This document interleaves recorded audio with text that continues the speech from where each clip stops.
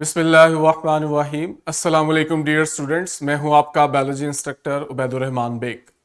बच्चों, हमने 11 bio chapter 1 में नॉलेज 1.4 स्टार्ट किया हुआ है। बड़ा नॉलेज है। हमसे डिमांड की गई है कि सेल के जितने भी ऑर्गेनल्स हैं उनके स्ट्रक्चर और फंक्शन को रिलेट किया जाए, डिस्कस किया जाए। ठीक है। अब लास्ट टाइम जो हमने टॉपिक स्टार्ट किया था वो था ट्रांसपोर्ट मैकेनिज्म। एसएलओ में हमसे 4 मैकेनिज्म पूछे गए, जिनमें से 2 हम डिस्कस कर चुके हैं लास्ट लेक्चर में। Simple diffusion, facilitated diffusion. Facilitated diffusion अगर आपको याद हो वो बहुत इंपॉर्टेंट था इस लिहाज से कि उसमें आपके पास जो प्रोटीन्स इन्वॉल्व थी वो 2 तरह की थी। एक को हमने चैनल प्रोटीन कहा था और दूसरे को हम कैरियर प्रोटीन कहते हैं। अब इंटरेस्टिंग बात यह है कि जो चैनल प्रोटीन्स हैं ये भी आगे से डिफरेंट तरह की होती हैं। डायग्राम में हम 1 से 2 टाइप्स इसकी हाईलाइट करेंगे, और अगर आपको याद हो एनिमेशन में भी इसकी 2 टाइप्स हाईलाइट की गई थी। एक आपके पास थी गेटेड चैनल एग्जाम्पल, ठीक है, और दूसरे होते हैं ओपन चैनल जो हर वक्त ओपन रहते हैं। गेटेड चैनल वो होते हैं जो आपके पास तभी ओपन होते हैं जब मॉलिक्यूल जिसको ट्रांसपोर्ट करना है वो मॉलिक्यूल मौजूद होता है। ऑस्मोसिस को अगर हम देखें तो ऑस्मोसिस जो है ये एक बड़ा इंटरेस्टिंग कंसेप्ट है। अक्सर स्टूडेंट्स को मैंने देखा है कि वो ऑस्मोसिस को क्लियर कट डिफरेंशिएट नहीं कर पाते। अगर उनसे पूछा जाए कि आप ऑस्मोसिस को डिफ्यूजन से कैसे सेपरेट करके बता सकते हो, क्या ये दोनों एक ही चीजें हैं या इनमें फर्क है, तो स्टूडेंट यहां लैग करते हैं। आइमा, अगर आपको मेरी आवाज क्लियर है तो बच्चे आप क्या बता सकती हो मुझे, व्हाट इज ऑस्मोसिस?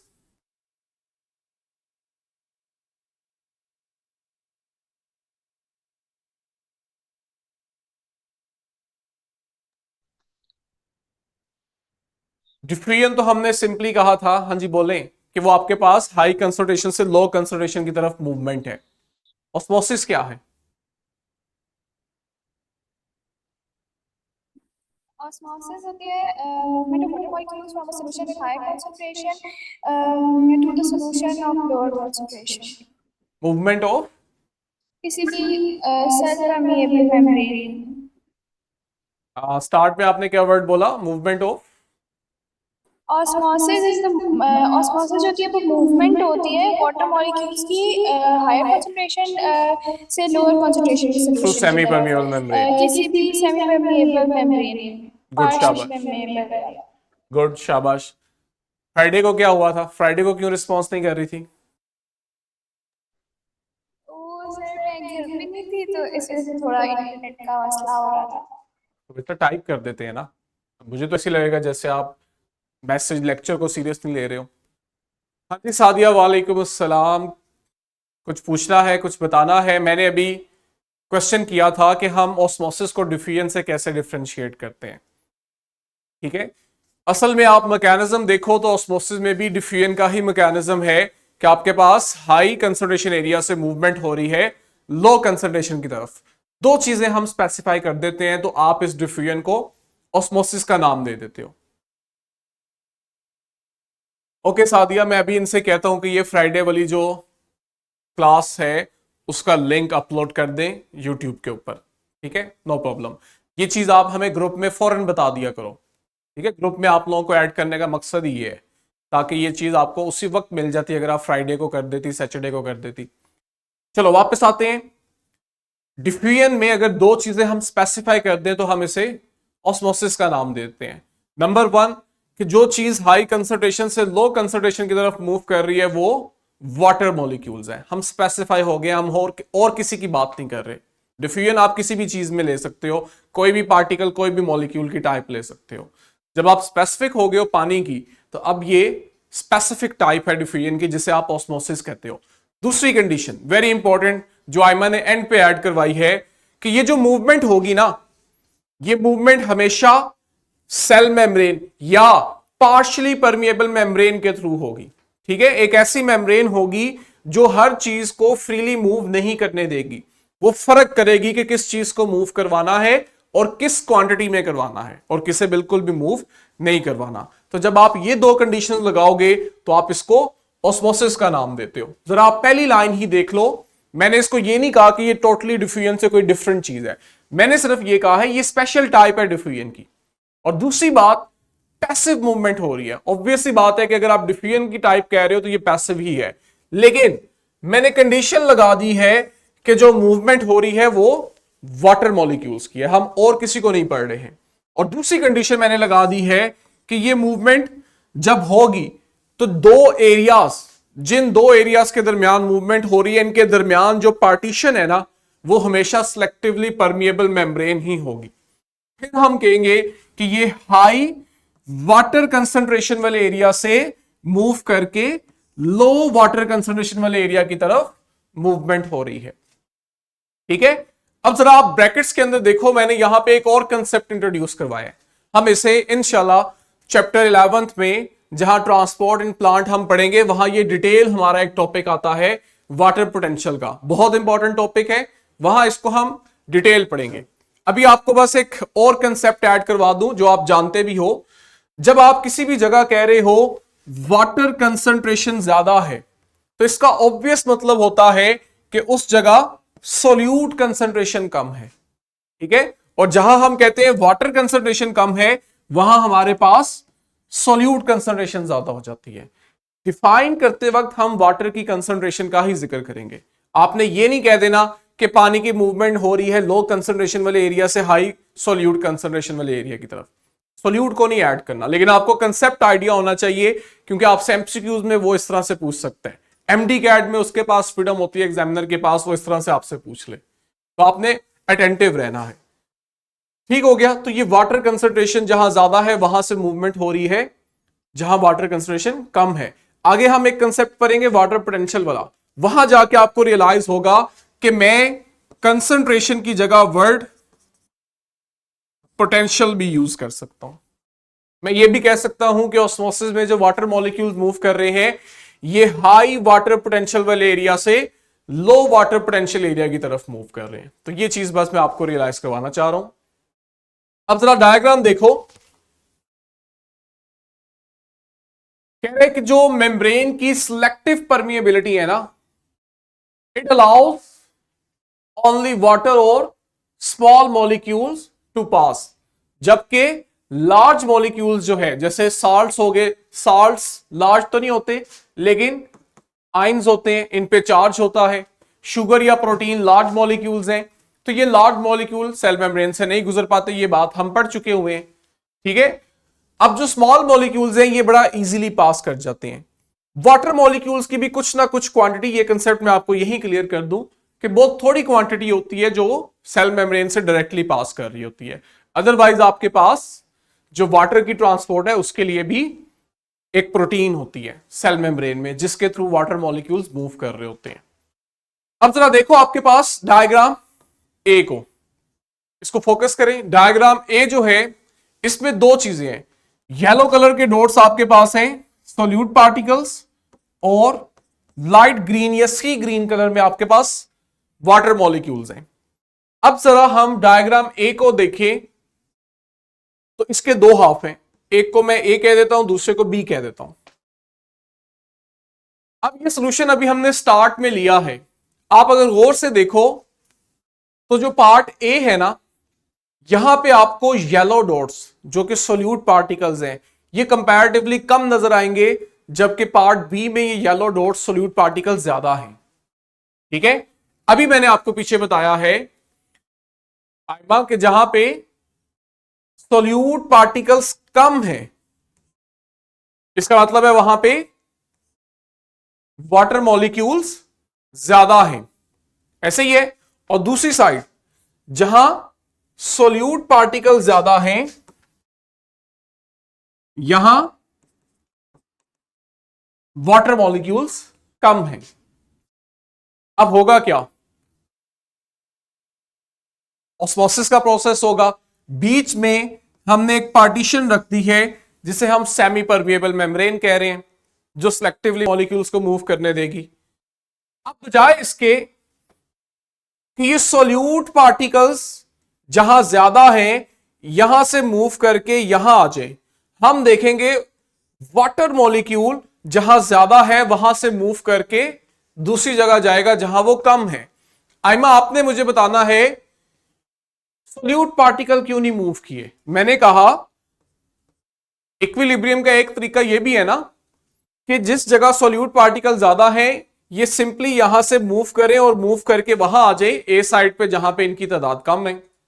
लेकिन हम देखते हैं कि आपके पास सोल्यूट पार्टिकल्स मूव नहीं करते बल्कि वाटर मॉलिक्यूल जो है ये हाई कंसंट्रेशन से लो कंसंट्रेशन की तरफ मूव करते हैं। क्वेश्चन ये है सोल्यूट पार्टिकल्स क्यों मूव नहीं करते।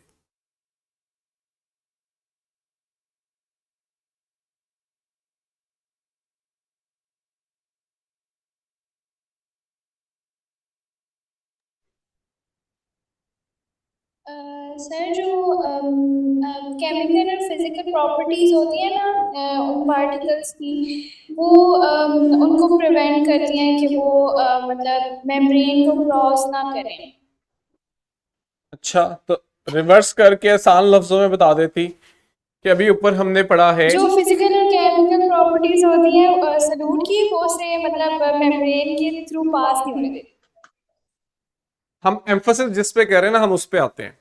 हम एम्फोसिस कर रहे हैं मेम्ब्रेन पे, तो हम कहते हैं असल में ये जो मेम्ब्रेन है ना ये सोल्यूट पार्टिकल्स को मूव नहीं करने देती, या तो उनके चार्जेस की वजह से या उनके लार्ज साइज की वजह से। ये देखो अभी ऊपर बात बताइए, क्वेश्चन मैंने इसीलिए किया कि मैं देखूं क्या चीजों को लिंक कर रही हो। कहीं स्टोरी सुनते सुनते वो कहते हैं ना उसी भावनाओं में बह जाना, वो काम तो नहीं हो रहा। ठीक है, तो आपके पास सोल्यूट पार्टिकल या चार्ज की वजह से या आप देखोगे आयन साइज की वजह से वो मूव नहीं कर रहा होता। और एक और आपको केमिस्ट्री का रूल बताऊं आयमा, ये आपने याद रखना है, ये आपको केमिस्ट्री और बायो दोनों में हेल्प आउट करेगा। ये आपके पास केमिस्ट्री का लॉ है, बड़ा सिंपल सा लॉ है, और वो लॉ हमें बताता है सॉल्वेंट फॉलोज सॉल्यूट। केमिस्ट्री से हमें मालूम होता है कि हमेशा जहां पे आप देखोगे सॉल्यूट और सॉल्वेंट की कंपोजिशन स्ट्रक्चर उसकी कंसंट्रेशन में डिफरेंस होगा, इनमें से हमेशा सॉल्वेंट सॉल्यूट के पीछे जाएगा। ये देखो पार्ट बी में सॉल्यूट ज्यादा है, पार्ट ए में सॉल्यूट कम है। वही मेरा क्वेश्चन कि सिंपली जहां सॉल्यूट ज्यादा है वो वहां से दूसरे हिस्से में क्यों नहीं आया जहां उसकी कंसंट्रेशन कम है। क्योंकि अगर आप सॉल्वेंट को देखो तो आपके पास जहां सॉल्यूट कम है वहां पे सॉल्वेंट, हमारे केस में वाटर, ये ज्यादा है, और जहां सॉल्यूट ज्यादा था वहां हमारे पास सॉल्वेंट कम है। तो इस रूल के अकॉर्डिंग कि हमेशा सॉल्वेंट सॉल्यूट के पीछे जाएगा, सॉल्यूट सॉल्वेंट के पीछे नहीं आएगा। तो आपके पास जहां पे सॉल्यूट ज्यादा है आप देखोगे सॉल्वेंट भी उसके पीछे पीछे वहीं जाएगा। ये बात समझ आई है। यहां से आपके पास एमडी कैट में बड़े इंपॉर्टेंट क्वेश्चन बनते हैं कि बजाय सिर्फ सॉल्यूट पार्टिकल्स मूव करे, जिस जगह सॉल्यूट ज्यादा है हमें पता है, ऑब्वियस बात है कि वहां पे सॉल्वेंट कम है, तो आपके पास ये होगा कि जिस जगह सॉल्वेंट ज्यादा है वो वहां से मूव करके आ जाएगा उस जगह जहां उसकी तादाद कम है। और सेकंड डायग्राम में साथ ही देखो कि आपके पास फिर इस तरह का कुछ लेवल बनेगा कि एक साइड पे जो वाटर मॉलिक्यूल है वो ऑस्मोसिस के थ्रू लीव करके दूसरी साइड पे आ जाएगा, ताकि दोनों साइड पे जो सॉल्यूट और वाटर कंसंट्रेशन है वो इक्वलाइज हो जाए। अब पार्ट ए के अंदर जो सॉल्यूट और सॉल्वेंट की रेशियो है एग्जैक्टली पार्ट बी में भी वही सॉल्यूट और सॉल्वेंट की रेशियो है। ठीक है, जिसकी वजह से दोनों साइड पे इक्विलिब्रियम आपके पास अटेन हो जाएगा। क्लियर है। आगे वही बात, डायरेक्शन ऑफ ऑस्मोसिस। ऑस्मोसिस किस डायरेक्शन में होगी।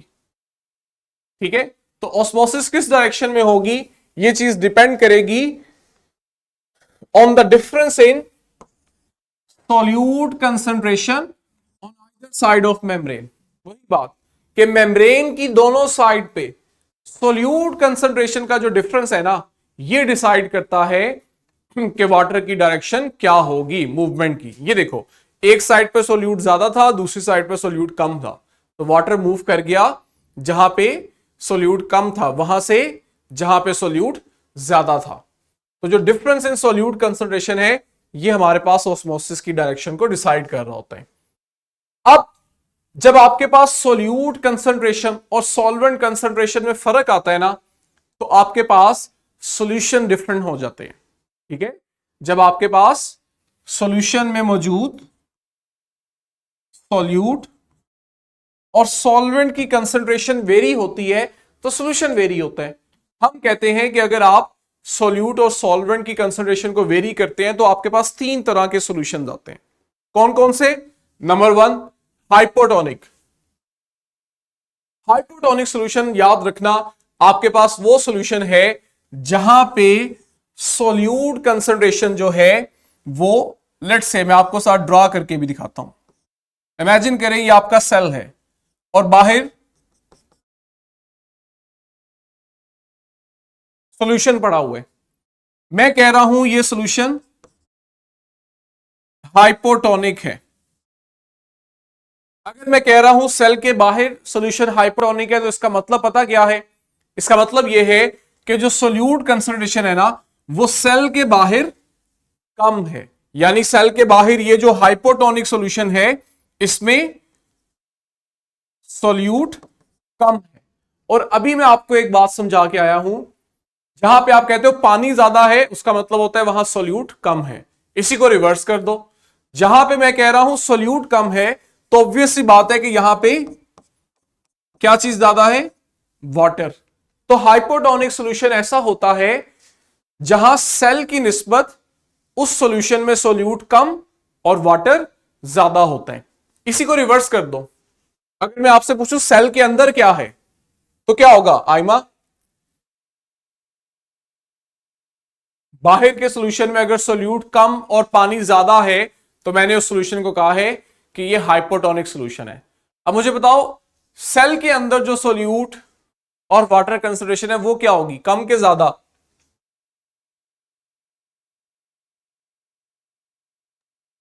सर एक दफा फिर रिपीट करें, आपकी आवाज कट गई। चलो मैं सारा कंसेप्ट रिपीट करता हूं, फिर आपने मुझे क्वेश्चन बताना है, सादिया आपके लिए भी है। हमारे पास जो सॉल्यूशन है ना ये दो हिस्सों का बना हुआ है, सॉल्यूट और सॉल्वेंट। अब अगर आप देखो, आप दोनों में से किसी भी चीज की कंसंट्रेशन अगर वेरी कर दो तो आपका सॉल्यूशन चेंज हो जाएगा। इसी लिहाज से हम कहते हैं हमारे पास तीन तरह के सॉल्यूशन हैं। नंबर 1 है हाइपोटोनिक सॉल्यूशन। अब मैंने आपको साथ एक डायग्राम बना के दिखाई है, ये आपके पास सेल है।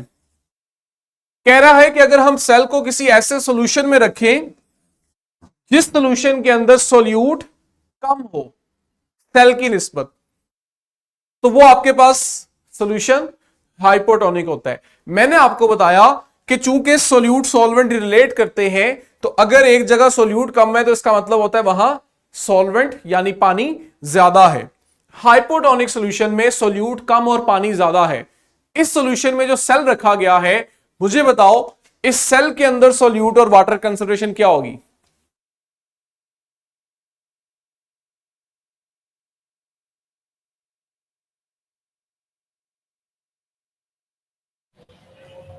सर सॉल्यूट ज्यादा होगा और वाटर अंदर मतलब सॉल्वेंट कम होगा। ओके सादिया, ठीक है। आइमा आपका क्या रिप्लाई है?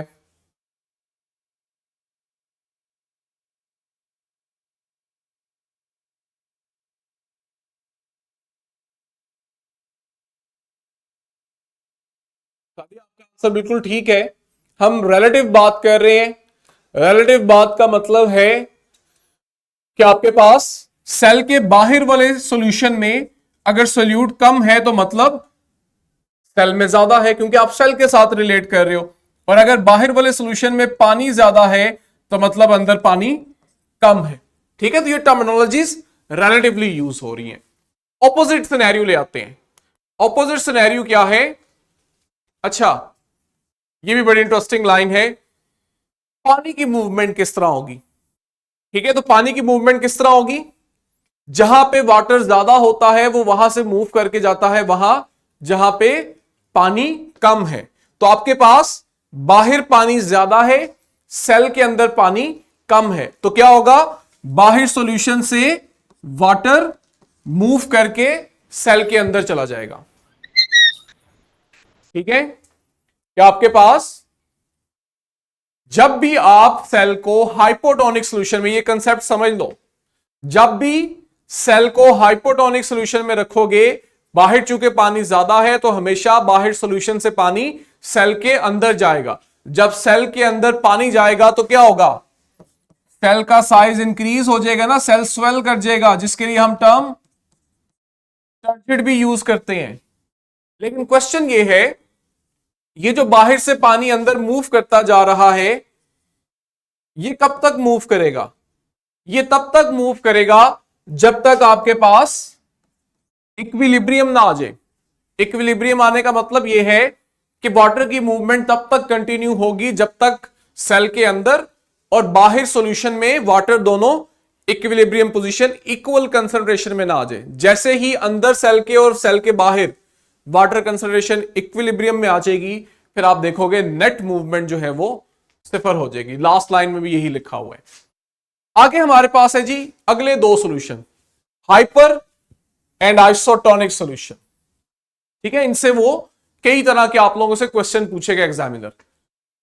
अभी जो आपने हाइपोटोनिक की कंडीशन पढ़ी है ना, इसको रिवर्स कर दो। हमने कहा था हाइपोटोनिक में सोल्यूट कम, पानी ज्यादा है, किसकी निस्बत? सेल की निस्बत। यहां रिवर्स होगा, यहां आपके पास सोल्यूट ज्यादा और पानी कम होगा सॉल्यूशन के अंदर, और सेल में ऑपोजिट हो जाएगा। Let's start.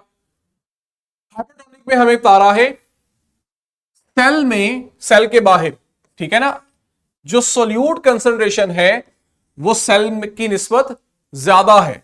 यानी अगर मैंने इसे एक सॉल्यूशन में सेल को रखा है, अगर तो सॉल्यूशन में मौजूद जो सोल्यूट है इसकी कंसंट्रेशन सेल में मौजूद सोल्यूट से ज्यादा हो, तो आप इसे कहते हो ये हाइपरटोनिक सॉल्यूशन है। यानी बाहर सोल्यूट ज्यादा है, सेल में सोल्यूट कम है। और मैं आपको अभी बता के आया हूं, जहां पे आपके पास सोल्यूट ज्यादा होगा वहां पे सॉल्वेंट यानी वाटर कम होगा। अगर बाहर पानी कम है तो सेल के अंदर पानी ज्यादा होगा। तो जरा मुझे बताओ, वाटर मूवमेंट किस तरफ होगी? सेल के अंदर जाएगा या सेल से बाहर आएगा?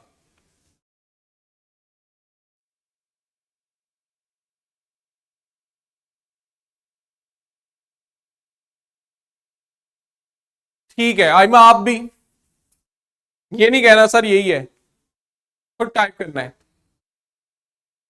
वो एक दफा क्रिकेट वर्ल्ड कप के दौरान ना, I think so Sarfraz Ahmed था, तो इंटरव्यूअर जब जब कोहली से आंसर क्वेश्चन करता था ना, उसके बाद वो सरफराज अहमद के पास जाता था। तो कोहली की इंग्लिश अच्छी है, वो बड़ा अच्छा लेंथी सा आंसर देता था। जब सरफराज की बारी आती थी तो कहता था सेम एज कोहली, जैसे कोहली ने कहा ना सेम वही है। तो आइमा वहां एग्जामिनर को ये नहीं कह गया ना जैसे सादिया ने कहा वही है। सर उसने पहले जवाब दे दिया तो मैं क्या कहती? आपने कहा कोई बात नहीं, उसका नसीब उसके साथ है, मैंने अपने नंबर अपनी मेहनत से हासिल करने हैं। अच्छा सर ठीक है। सर आउटसाइड होगी और सॉल्यूशन में इनसाइड। गुड। क्या किसमें आउटसाइड और किसमें इनसाइड? ऐसे कुछ नहीं होता, एक ही साइड होती है। आउट ऑफ द बॉडी होगी। सेल बॉडी कहां से आ गई है? वही सर ना सेल।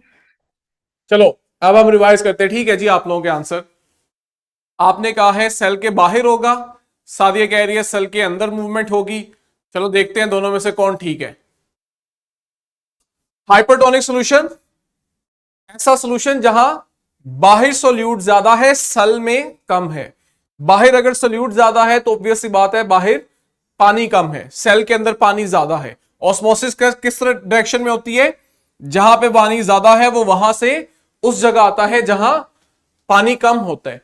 तो सादिया सेल के अंदर नहीं, सेल के बाहर हो रही है।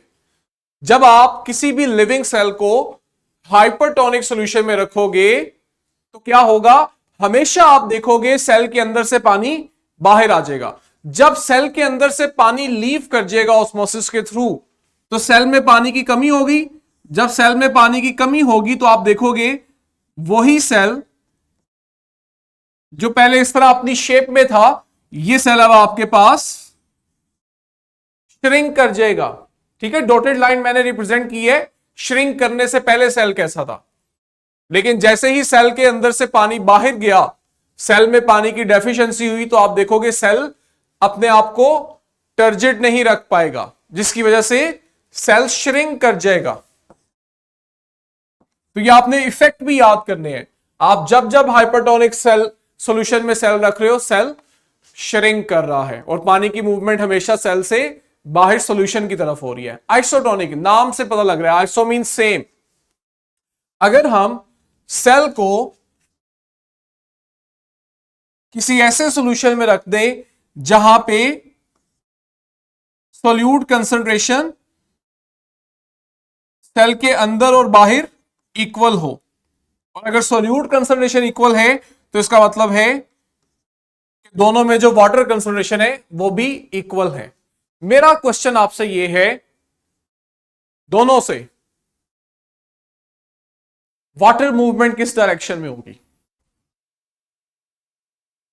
सादी क्या चीज कांस्टेंट रहेगी? मैं क्वेश्चन रिपीट कर रहा हूं। आइसोटोनिक सॉल्यूशन ऐसा होता है जहां सॉल्यूट कंसंट्रेशन सेल में मौजूद सॉल्यूट कंसंट्रेशन के इक्वल होती है। जितना सॉल्यूट बाहर सॉल्यूशन में है उतना ही सॉल्यूट सेल के अंदर है।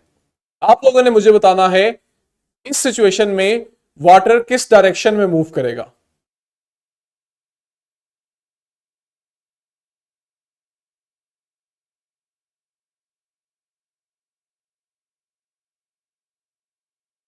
हाँ जी सादिया,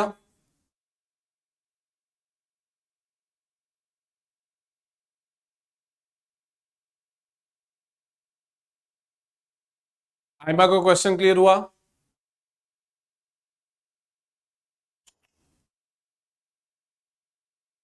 सादिया को कोई आइडिया नहीं, कोई बात नहीं सादिया, इतनी मुश्किल चीज नहीं है, अभी डिस्कस करते हैं। आइमा,